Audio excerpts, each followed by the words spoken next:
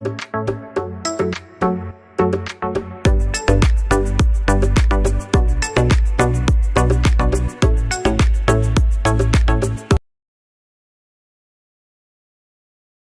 Morning all, ഏവർക്കും study Nifty മലയാളത്തിൻ്റെ daily market ന്യൂസിലേക്ക് സ്വാഗതം. ഇന്ന് ഏപ്രിൽ 18 വ്യാഴാഴ്ചയാണ്. ഇന്നലെ US-ലെ 3 മാർക്കറ്റുകളും നെഗറ്റീവിലാണ് ക്ലോസ് ചെയ്ത്. S&P 500-ഉം നാസ്ഡാക്കും തുടർച്ചയായ 4ാമത്തെ ദിവസവും ഇടിയുകയുണ്ടായി. പക്ഷേ US-ന്റെ ഫ്യൂച്ചേഴ്സ് ഇപ്പോൾ പോസിറ്റീവിലാണ്. ഓയിൽ പ്രൈസുകളിൽ 3% ഇടിവ് കണ്ടത് നമ്മുടെ മാർക്കറ്റിനെ സംബന്ധിച്ച് പ്രതീക്ഷകൾ നൽകുന്നു. ഇനി ഇന്ത്യയിലേക്ക് വന്നാൽ ഫിനാൻഷ്യൽ ഇയർ 2025-ലെ ഇന്ത്യയുടെ GDP ഗ്രോത്ത് ഫോർകാസ്റ്റ് IMF ഉയർത്തിയിരിക്കുന്നു. ഇന്ത്യൻ മാർക്കറ്റിനെ സംബന്ധിച്ച് പോസിറ്റീവായിട്ടുള്ള വാർത്ത തന്നെയാണ്. പക്ഷേ നമ്മുടെ മാർക്കറ്റിൽ ഇന്ന് ഒരു 50 പോയിന്റ്സിന്റെ ഒരു ഗ്യാപ് ഡൗൺ ഓപ്പണിംഗിന് തന്നെയാണ് സാധ്യതയുള്ളത്. ഇനി നമ്മുടെ വീഡിയോ ആരെങ്കിലും ലൈക്ക് ചെയ്തിട്ടില്ലെങ്കിൽ ഇപ്പോൾ തന്നെ ചെയ്യുക. ചാനൽ സബ്സ്ക്രൈബ് ചെയ്യാത്തവർ ദയവ് ചെയ്ത് ചാനൽ ഒന്ന് സബ്സ്ക്രൈബ് ചെയ്യുക. ആദ്യത്തെ സെഗ്മെന്റിലേക്ക് ആദ്യം ഇന്നത്തെ ഏറ്റവും പ്രധാനപ്പെട്ട കുറച്ച് വാർത്തകളും ഇന്നത്തെ സ്റ്റോക്ക് ന്യൂസുകളും നോക്കാം. IMF ഇന്ത്യയുടെ ഫിനാൻഷ്യൽ ഇയർ 2025-ലെ വളർച്ചാ പ്രവചനം 6.8% ഉയർത്തിയിരിക്കുന്നു. ബുള്ളിഷ് ഗാർഹിക ഡിമാൻഡും വർദ്ധിച്ചു വരുന്ന ജോലി ചെയ്യുന്ന പ്രായത്തിലുള്ള ജനസംഖ്യയും കാരണം 2025 സാമ്പത്തിക വർഷത്തേക്കുള്ള ഇന്ത്യയുടെ GDP വളർച്ചാ പ്രവചനം 6.8% ഉയർത്തി. ജനുവരിയിൽ നിശ്ചയിച്ചിരുന്നത് 6.5% ഇതിൽ നിന്നാണ് ഇപ്പോൾ വർദ്ധിപ്പിച്ചിരിക്കുന്നത്. ഇതേ കാലയളവിൽ ചൈനയുടെ വളർച്ച 4.6%. GDP ഫോർകാസ്റ്റിൽ ഇന്ത്യ ചൈനയെ മറികടക്കുകയും ചെയ്തു. ഇനി 2026 സാമ്പത്തിക വർഷത്തിൽ ഇന്ത്യയുടെ GDP വളർച്ച 6.5% ആകുമെന്ന് IMF പ്രവചിക്കുന്നു. കൂടാതെ ആഗോള സമ്പദ് വ്യവസ്ഥയിലേക്ക് വന്നാൽ 2024-ലും 2025-ലും ആഗോള സമ്പദ് വ്യവസ്ഥ മന്ദഗതിയിലായിരിക്കുമെന്നും എന്നാൽ സ്ഥിരതയുള്ളതായ വളർച്ച കാണുമെന്നും പ്രതീക്ഷിക്കുന്നു.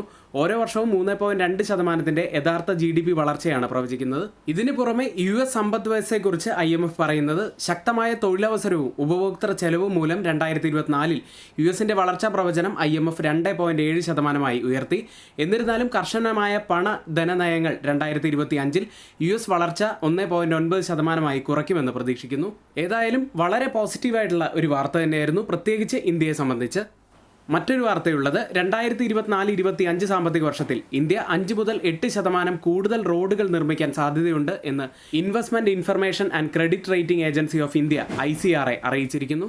2025 മാർച്ചിൽ അവസാനിക്കുന്ന സാമ്പത്തിക വർഷത്തിൽ 5 മുതൽ 8% വാർഷിക വളർച്ചാ നിരക്ക് പ്രതിനിധീകരിക്കുന്ന 13,000 കിലോമീറ്റർ വരെ റോഡുകൾ കൂട്ടിച്ചേർക്കാൻ ലക്ഷ്യമിട്ട് ഇന്ത്യ അതിന്റെ റോഡ് നിർമ്മാണ വേഗത തുടരുമെന്ന് പ്രതീക്ഷിക്കുന്നു. ഇതുകൂടാതെ പ്രധാനമന്ത്രി നരേന്ദ്രമോദി 2024-ൽ അധികാരമേറ്റതിനു ശേഷം ഇന്ത്യ ഏകദേശം 90,000 കിലോമീറ്റർ ദേശീയപാതകൾ നിർമ്മിച്ചു. ഇത് മുൻ ദശകത്തിൽ നിന്നും ഇരട്ടിയായിട്ടുള്ള ഒരു കണക്കാണെന്ന് പറയുന്നു. ഏതായാലും ഇപ്പോഴത്തെ സാമ്പത്തിക വർഷത്തിലും വലിയ രീതിയിലുള്ള മാറ്റങ്ങൾ തന്നെയാണ് റോഡ് വികസനത്തിൽ വരുന്നത് എന്ന് പറയുന്നു. ഇത് കൺസ്ട്രക്ഷൻ ആൻഡ് എഞ്ചിനീയറിംഗ് കമ്പനികളെ സംബന്ധിച്ച് പോസിറ്റീവാണ്. സിമെൻറ്റ് ആൻഡ് സ്റ്റീൽ കമ്പനികളെ സംബന്ധിച്ച് പോസിറ്റീവാണ്. ഓട്ടോമൊബൈൽ ട്രാൻസ്പോർട്ടേഷൻ കമ്പനികളെ സംബന്ധിച്ച് പോസിറ്റീവാണ്. കൂടാതെ പ്രത്യേകം കമ്പനികളെ എടുത്ത് പരിശോധിക്കുകയാണെങ്കിൽ Larsen and Toubro, IRB infra, Ashoka Buildcon എന്നീ കമ്പനികൾക്കും UltraTech cement, ACC limited, Tata steel എന്നീ കമ്പനികൾക്കൊക്കെ പോസിറ്റീവായിട്ടുള്ള ഒരു വാർത്തയാവാനുള്ള സാധ്യതയുണ്ട്. ഈ പറഞ്ഞ കമ്പനികളുടെ പേരൊന്നും ഒരു റെക്കമെൻഡേഷൻ ആയിട്ട് എടുക്കരുത്, നിങ്ങളുടെ എഡ്യൂക്കേഷണൽ പർപ്പസിന് വേണ്ടി ഷെയർ ചെയ്യുന്നു എന്ന് മാത്രം. അടുത്തത് ഒരു സ്റ്റോക്ക് ന്യൂസാണ്. കനത്ത മഴയിൽ യുണൈറ്റഡ് അറബ് എമിറേറ്റ്സിലും ലോകത്തിലെ ഏറ്റവും തിരക്കേറിയ വിമാനത്താവളങ്ങളിലൊന്നായ ടാർമാക്കിലും വെള്ളപ്പൊക്കമുണ്ടായതിനാൽ വിമാനങ്ങളുടെ വരവ് വഴിതിരിച്ചു വിടുമെന്ന് ദുബായ് അന്താരാഷ്ട്ര വിമാനത്താവളം അറിയിച്ചതിനാൽ ഇൻഡിഗോ, എയർ ഇന്ത്യ എന്നീ വിമാനങ്ങളുടെ സർവീസ് തടസ്സപ്പെടും. മറ്റൊരു വാർത്ത അംബുജ സിമന്റുമായി ബന്ധപ്പെട്ടതാണ്. അദാനി കുടുംബം തങ്ങളുടെ 3.6% ഓഹരികൾ വർദ്ധിപ്പിച്ച് 70.3% എത്തിക്കാൻ അംബുജ സിമന്റിൽ 8,339 കോടി രൂപ നിക്ഷേപിക്കും എന്നറിയിച്ചു. മറ്റൊരു റിസൾട്ട് വന്ന കമ്പനിയിലേക്കാണ് ടാറ്റ കമ്മ്യൂണിക്കേഷൻസ്. നെറ്റ് പ്രോഫിറ്റായി ഇപ്പോൾ വന്നിരിക്കുന്നത് 321.55 കോടി രൂപയാണ്. കഴിഞ്ഞ വർഷം ഇതേ കാലയളവിൽ 326.64 കോടി രൂപയിലായിരുന്നു നെറ്റ് പ്രോഫിറ്റ് ഉണ്ടായിരുന്നത്. നെറ്റ് പ്രോഫിറ്റിൽ ഒരു ചെറിയ ഇടിവ് സംഭവിച്ചിട്ടുണ്ട്. കൺസോളിഡേറ്റഡ് റവന്യൂവിൽ ഒരു വർധനവുണ്ടായിട്ടുണ്ട്. 24.5% വർധനവാണുള്ളത്. റവന്യൂ ഇപ്പോൾ ഉള്ളത് 5,691.7 കോടി രൂപയിലാണ്. കഴിഞ്ഞ വർഷം ഇതേ കാലയളവിൽ 4,568.66 കോടി രൂപയായിരുന്നു. മറ്റൊരു കമ്പനി സി എന്റർടൈൻമെന്റ് ആണ്. ജൂൺ 28 മുതൽ സി എന്റർടൈൻമെന്റിനെ ഫ്യൂച്ചേഴ്സ് ആൻഡ് ഓപ്ഷൻസ് വിഭാഗത്തിൽ നിന്ന് നീക്കം ചെയ്യാൻ നാഷണൽ സ്റ്റോക്ക് എക്സ്ചേഞ്ച് ഏപ്രിൽ 16 തീരുമാനിച്ചു.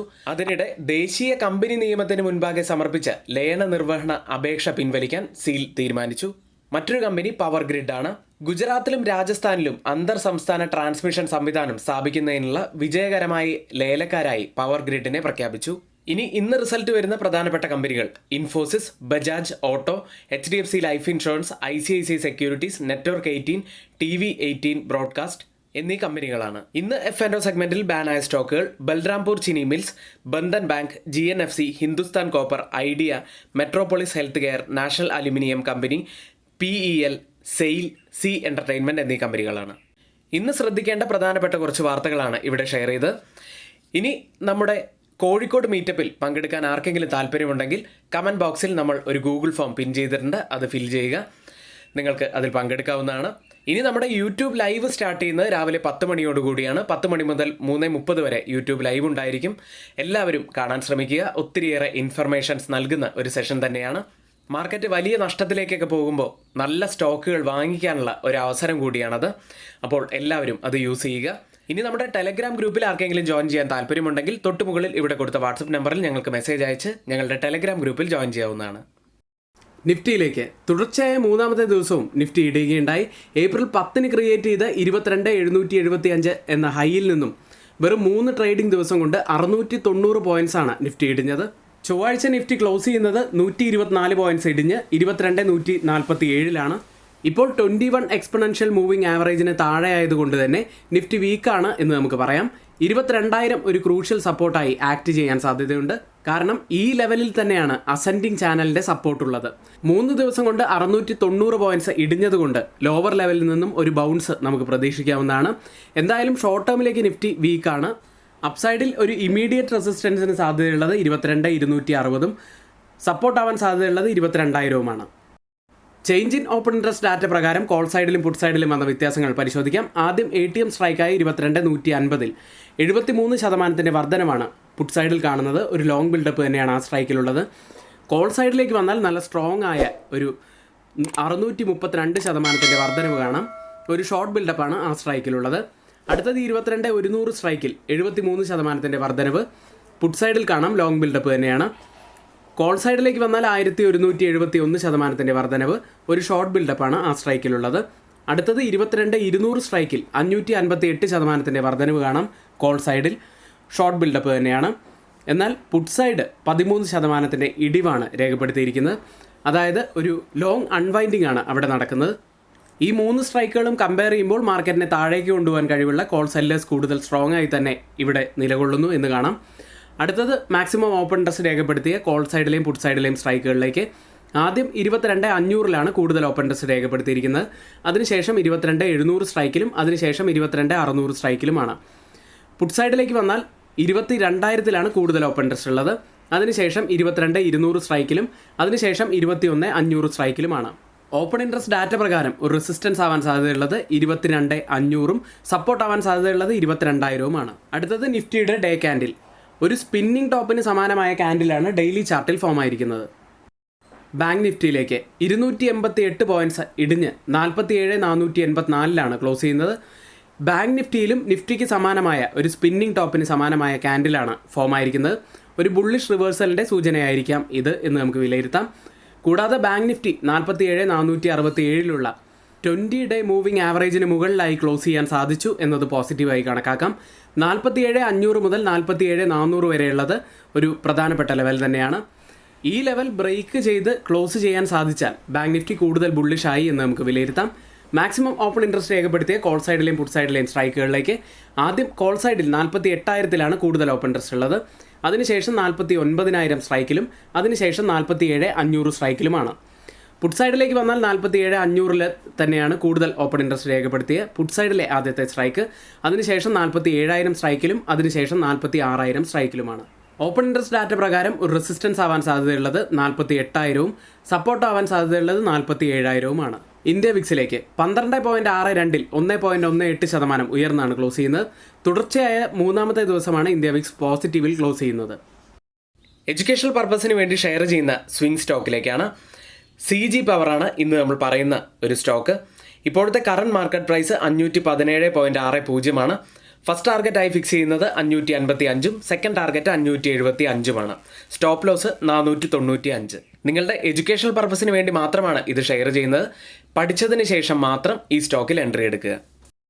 എഡ്യൂക്കേഷണൽ പർപ്പസിന് വേണ്ടി ഷെയർ ചെയ്യുന്ന F&O സ്റ്റോക്കുകളുടെയും സ്വിംഗ് സ്റ്റോക്കുകളുടെയും പെർഫോമൻസ് അനാലിസിസിലേക്കാണ്.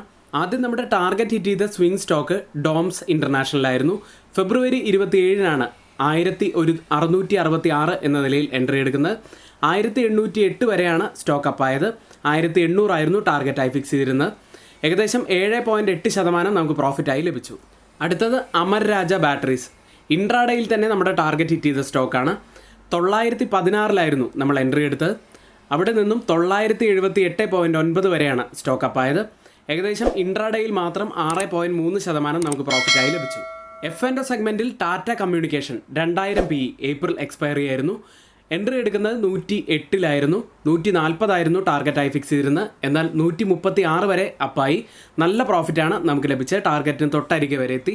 അടുത്തത് F&O സെഗ്മെൻറ്റിൽ LTI മൈൻട്രി 4800 PE ആയിരുന്നു പറഞ്ഞത്. എൻട്രി എടുക്കുന്നത് 124.05 എന്ന നിലയിൽ. എന്നാൽ വലിയ പ്രോഫിറ്റിലേക്കാണ് ഈ സ്റ്റോക്ക് പോയത്. 190 വരെ അപ്പായി. ടാർഗറ്റായി ഫിക്സ് ചെയ്തിരുന്നത് 140 ഏകദേശം 34% നമുക്ക് പ്രോഫിറ്റായി ഈ സ്റ്റോക്കിൽ ലഭിച്ചത്. നിരവധി സ്റ്റോക്കുകളാണ് നമ്മുടെ ടാർഗറ്റ് ഹിറ്റ് ചെയ്യുന്നത്. അത്തരത്തിൽ ടാർഗറ്റ് ഹിറ്റ് ചെയ്തതും നല്ല പ്രോഫിറ്റിലേക്ക് വന്ന ധാരാളം സ്റ്റോക്കുകളുമാണ് ഇവിടെ പറഞ്ഞത്. ഇനി നമ്മുടെ ഗ്രൂപ്പിൽ ആർക്കെങ്കിലും ജോയിൻ ചെയ്യാൻ താല്പര്യമുണ്ടെങ്കിൽ തൊട്ടുമുകളിൽ ഇവിടെ കൊടുത്ത വാട്സപ്പ് നമ്പറിൽ ഞങ്ങൾക്ക് മെസ്സേജ് അയച്ച് ഞങ്ങളുടെ ടെലഗ്രാം ഗ്രൂപ്പിൽ ജോയിൻ ചെയ്യാവുന്നതാണ്. ഗ്ലോബൽ മാർക്കറ്റ് സെഗ്മെന്റിൽ ആദ്യം FIDA ആക്ടിവിറ്റിയാണ്. FIS 4468 കോടി രൂപയ്ക്കാണ് സെല്ല് ചെയ്ത്. DIs ആവട്ടെ 2040 കോടി രൂപയ്ക്ക് ബൈ ചെയ്തു. ഇതോടെ ഏപ്രിൽ മാസത്തിൽ FIS നെറ്റ് സെല്ലേഴ്സ് ആയി കഴിഞ്ഞു. 18,098 കോടി രൂപയ്ക്കാണ് സെല്ല് ചെയ്ത്. ഇനി US മാർക്കറ്റിലേക്ക്. ഫിനാൻഷ്യൽ റിസൾട്ട് സീസണും ഫെഡറൽ റിസർവിന്റെ പലിശ നിരക്കും നിക്ഷേപകർ വിലയിരുത്തുന്നതിനാൽ ബുധനാഴ്ച US മാർക്കറ്റുകൾ ഇടിയുകയുണ്ടായി. നാസ്ഡാക്ക് 1.15% ഇടിഞ്ഞത്. S&P 500 0.58% ഇടിഞ്ഞു. ഡൗ ജോൺസ് 0.12% ഇടിഞ്ഞുമാണ് ക്ലോസ് ചെയ്തത്. തുടർച്ചയായ 5 മാസം വലിയ റാലിയാണ് US മാർക്കറ്റുകളിൽ കണ്ടത്. എന്നാൽ ഇപ്പോൾ US മാർക്കറ്റുകൾ ഒരു കൺസോൾട്ടേഷൻ മൂഡിലാണ് പോയിക്കൊണ്ടിരിക്കുന്നത്. S&P 500 തുടർച്ചയായ 4ാമത്തെ ദിവസവും ഇടിവ് രേഖപ്പെടുത്തി. കൂടാതെ തുടർച്ചയായ 3ാമത്തെ ആഴ്ചയും നഷ്ടം രേഖപ്പെടുത്താൻ ഒരുങ്ങുകയാണ് S&P 500. ചൊവ്വാഴ്ച ഫെഡറൽ ചെയർ ജെറോം പവൽ ഉൾപ്പെടെ US സെൻട്രൽ ബാങ്ക് ഉദ്യോഗസ്ഥർ നിരക്കുകൾ എപ്പോൾ കുറയ്ക്കുമെന്ന തീരുമാനത്തെക്കുറിച്ചുള്ള മാർഗനിർദ്ദേശങ്ങളിൽ നിന്ന് പിന്മാറി.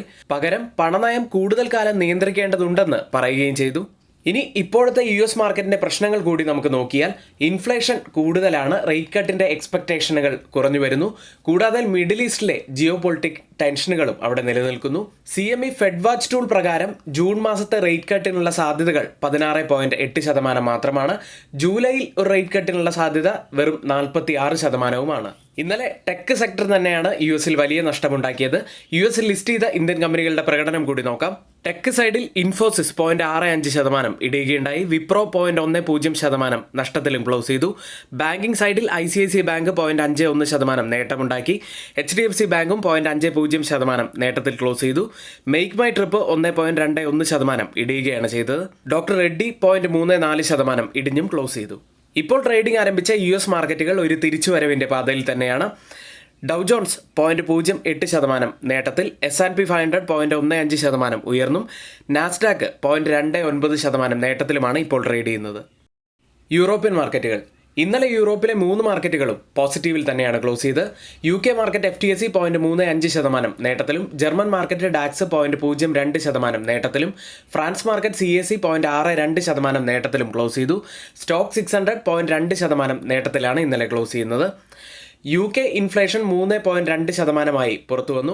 എക്കണോമിസ്റ്റുകൾ എക്സ്പെക്ട് ചെയ്തതിനേക്കാൾ കുറഞ്ഞാണ് ഡാറ്റ വന്നത്. ഇൻവെസ്റ്റേഴ്സ് ഇപ്പോൾ ഉറ്റുനോക്കുന്നത് ബാങ്ക് ഓഫ് ഇംഗ്ലണ്ട് എന്ന് റേറ്റ് കട്ടിലേക്ക് പോകും എന്ന് തന്നെയാണ്. ഇപ്പോൾ ട്രേഡിംഗ് ആരംഭിച്ച യൂറോപ്യൻ മാർക്കറ്റിന്റെ ഫ്യൂച്ചേഴ്സ് ഡാക്സ് 0.05% നേട്ടത്തിലും. CAC 0.08% നേട്ടത്തിലും. FTSE 0.03% നഷ്ടത്തിലുമാണ് ഇപ്പോൾ ട്രേഡിംഗ് നടക്കുന്നത്. ഏഷ്യൻ മാർക്കറ്റുകൾ. S&P 500 നാസ്ഡാക്കും തുടർച്ചയായ 4ാമത്തെ ദിവസവും ഇടിഞ്ഞപ്പോൾ ഏഷ്യൻ മാർക്കറ്റുകൾ മിക്സഡ് ആയിട്ടാണ് ഓപ്പൺ ചെയ്തത്. ഇന്ന് ഓസ്ട്രേലിയയിൽ നിന്നും അൺഎംപ്ലോയ്മെന്റ് റേറ്റ് പുറത്തു വരും. ഇപ്പോൾ ഓപ്പൺ ചെയ്ത ഏഷ്യൻ മാർക്കറ്റുകളിൽ ആദ്യം ഗിഫ്റ്റ് നിഫ്റ്റി 22,151 എന്ന നിലയിലാണ് ഗിഫ്റ്റ് നിഫ്റ്റി ഇപ്പോൾ ട്രേഡ് ചെയ്യുന്നത്. മറ്റ് ഏഷ്യൻ മാർക്കറ്റുകളിൽ ജപ്പാൻ മാർക്കറ്റ് നിക്കി 0.26% ഇടിവിലാണ് ഇപ്പോൾ ട്രേഡ് ചെയ്യുന്നത്. തായ്വാൻ മാർക്കറ്റ് 0.44% ഇടിവിലും. സിംഗപ്പൂർ മാർക്കറ്റ് 0.68% നേട്ടത്തിലും. കോസ്പി മാർക്കറ്റ് 1.48% നേട്ടത്തിലുമാണ്. ഒരു മിക്സഡ് ആയിട്ടാണ് ഇപ്പോൾ ഏഷ്യൻ മാർക്കറ്റുകൾ ട്രേഡ് ചെയ്തുകൊണ്ടിരിക്കുന്നത്. ഓയിൽ പ്രൈസുകൾ. വിതരണത്തെ തടസ്സപ്പെടുത്തുന്ന ഇസ്രയേലും ഇറാനും തമ്മിലുള്ള വിശാലമായ യുദ്ധത്തിന്റെ അപകട സാധ്യത വിപണി തള്ളിക്കളഞ്ഞതിനാൽ ക്രൂഡ് ഓയിൽ ഫ്യൂച്ചേഴ്സ് ബുധനാഴ്ച 3%-ലധികം ഇടിയുകയുണ്ടായി. ഇപ്പോൾ ബ്രന്റ് ഫ്യൂച്ചേഴ്സ് ഉള്ളത് $87.24 പെർ ബാരൽ എന്ന നിലയിലാണ്. 0.30% ഇടിവിലാണ് ഇപ്പോൾ ട്രേഡ് ചെയ്യുന്നത്. WTI ഉള്ളത് $82.58 പെർ ബാരൽ എന്ന നിലയിൽ 0.13% ഇടിവിലാണ് ഇപ്പോൾ ട്രേഡ് ചെയ്യുന്നത്. ഏതായാലും ക്രൂഡ് ഓയിലിൻ്റെ വില ഇടിയുന്നത് ഇന്ത്യൻ മാർക്കറ്റിനെ സംബന്ധിച്ച് നല്ല കാര്യം തന്നെയാണ്. ഇന്നത്തെ ഏറ്റവും പ്രധാനപ്പെട്ട കുറച്ച് വാർത്തകളാണ് ഇവിടെ ഷെയർ ചെയ്ത്. മറ്റുള്ളവയെല്ലാം നമ്മുടെ വ്യൂസാണ്, ഒരിക്കലും അതൊന്നും റെക്കമെൻഡേഷൻ ആണ് എന്ന് ആരും തന്നെ കരുതരുത്. എങ്കിൽ ഇന്നത്തെ വീഡിയോ ഇവിടെ പൂർത്തിയാവുന്നു. ഏവർക്കും നന്ദി.